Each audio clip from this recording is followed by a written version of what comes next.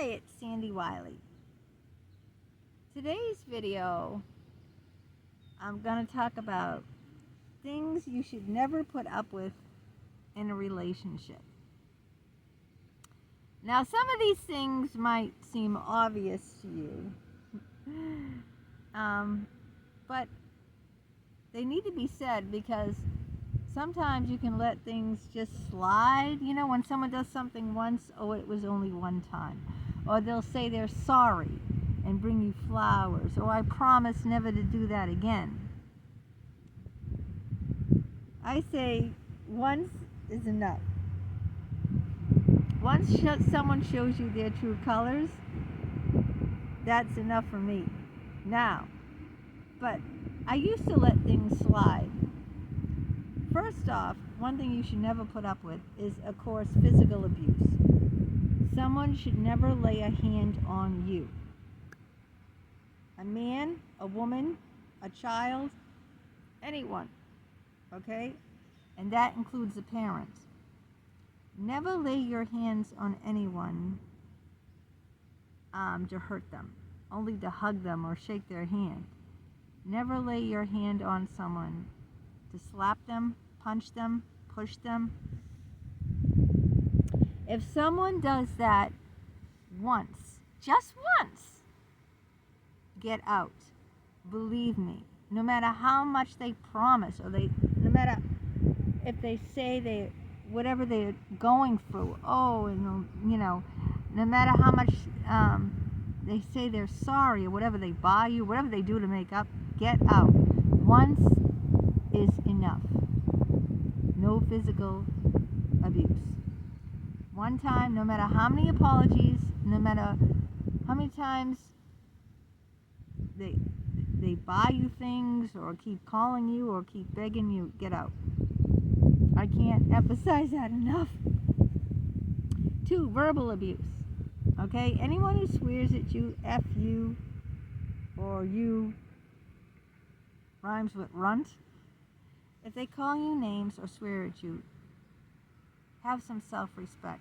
They're not respecting you, and you have to respect yourself. Get out. Okay? No name calling. Okay? Just don't let it happen. If it happens once, get out. No one should be calling you names. I don't care if they're your sister, your mother, your husband, your boyfriend, your girlfriend. I don't care who they are. Okay? No name calling. Run. Get out of that relationship. It's all about self-respect. You have to respect yourself. 3.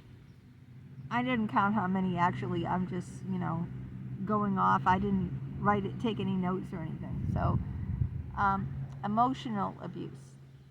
So there's physical abuse, with physically hurting you with their hands. There's verbal abuse, swearing at you, calling you names, and now emotional abuse. It could be the silent treatment. There's a lot of emotional abuse where they don't talk to you. They're angry. It's passive-aggressive, okay? When they get angry, instead of saying something to you, talking it out, telling you how they feel, they act passive-aggressively. And maybe they just don't talk to you, and you have no idea what happened. Why aren't you saying anything? They just ignore you. Ignore your phone calls. Ignore your emails. Ignore your text messages. They don't have anything, like that because they're angry. Or they'll do spiteful things like, what are something spiteful someone can do who's angry at you? Like say they were supposed to pick you up after work. You were going to go shopping, and then they show up an hour late. Something spiteful that they do just to get back at you, and you don't even know, you're not even aware of it. When they're doing it, that's passive aggressive. Or maybe if you're a woman and you're angry at your husband, you stop having sex with him. Oh, I got a headache. Oh, I got a stomach ache. Oh, whatever you have, you're not doing it because you're going to get back at him. You're not going to say anything, but you're going to get back. That's passive aggressive. That's emotional abuse. The silent treatment is emotional abuse. There's so many emotional abuse. Breadcrumbing someone, um, not not making time for someone, or giving them little scraps of your time, just to keep them hanging on, stringing someone along. That's emotional abuse. Instead of ending a relationship, you just keep them stringing them along in case, like, something comes up and you have nothing better to do. Oh, let me give them a call. That's breadcrumbing, like giving them like breadcrumbs, like little bits and pieces of, you're not really making any time for the relationship. Just like, well, if I have nothing better to do, you'll do, kind of thing. Stringing someone along like that. That's emotional abuse. Gaslighting someone is emotional abuse. Gaslighting is making someone think they're crazy, like, oh, did you, he said this, didn't you hear him say, a perfect example was one time,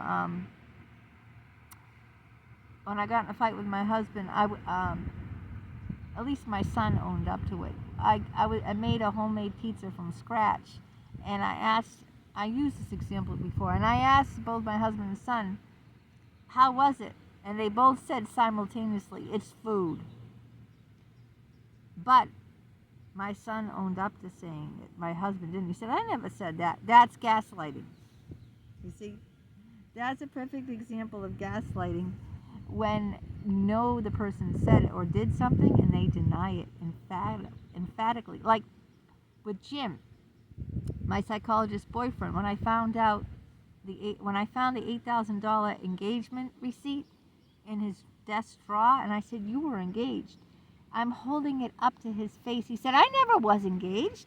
I never was engaged. So even though I'm showing him proof that here's the proof. Here's the $8,000 diamond receipt proof, emphatically denies it. That's gaslighting.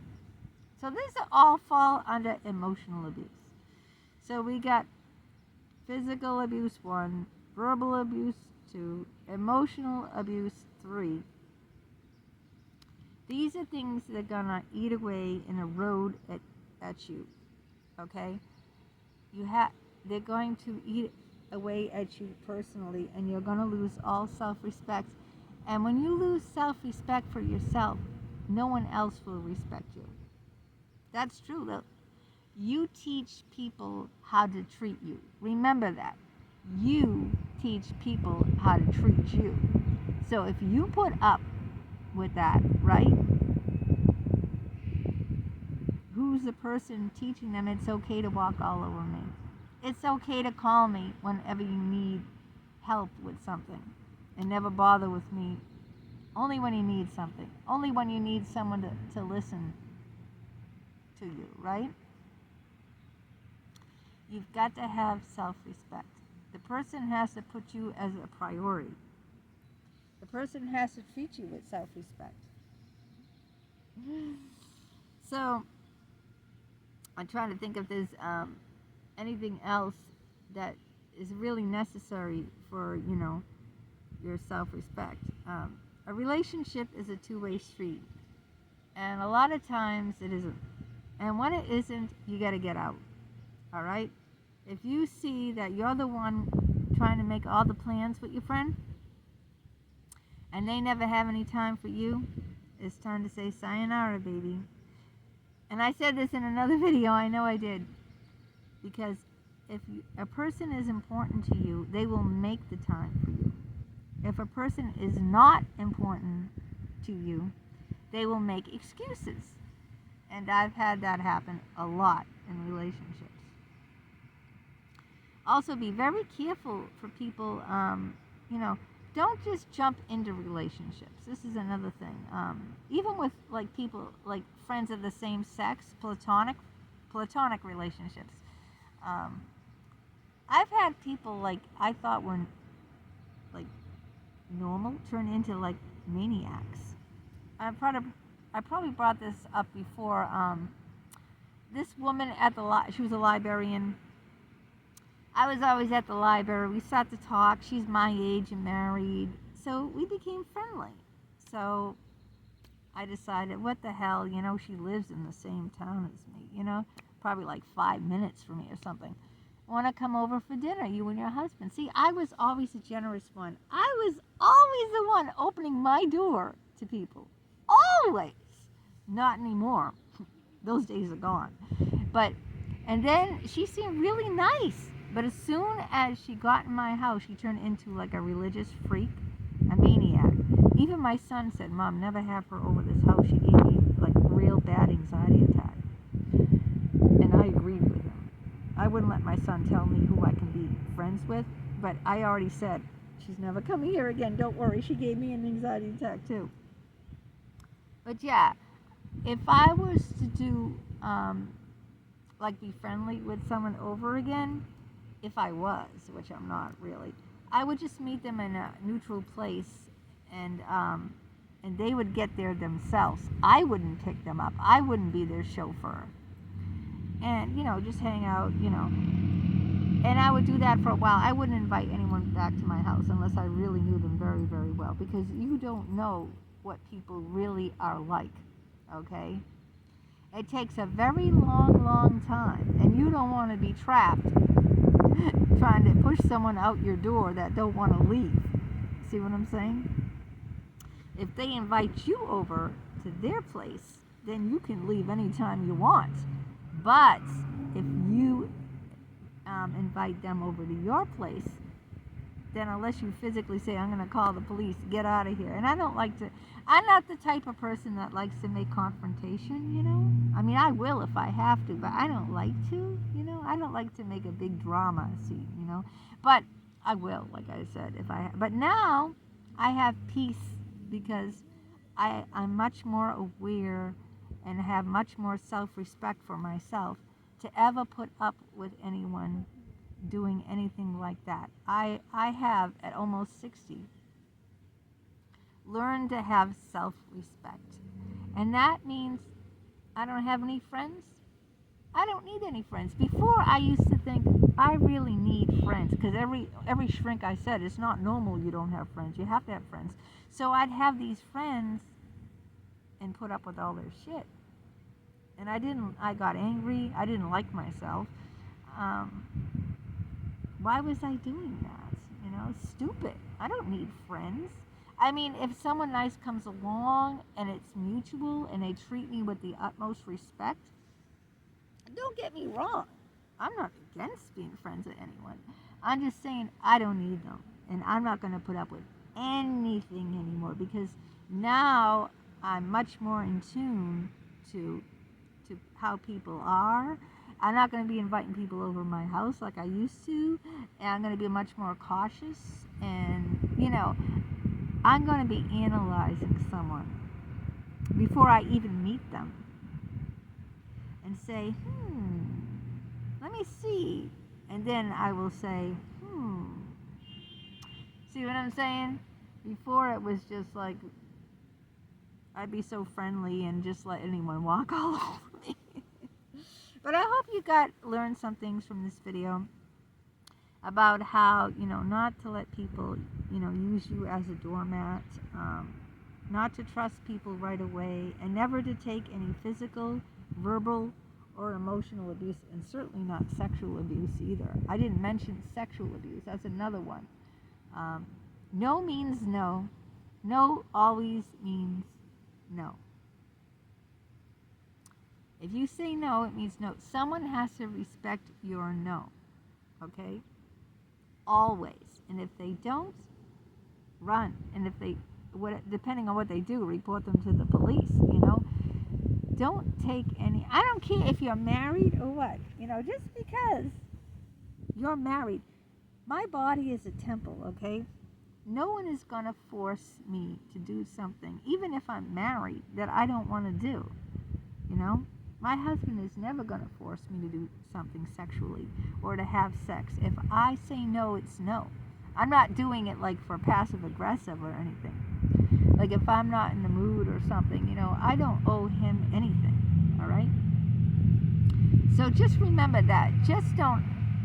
A lot of women try to, please men by being easy.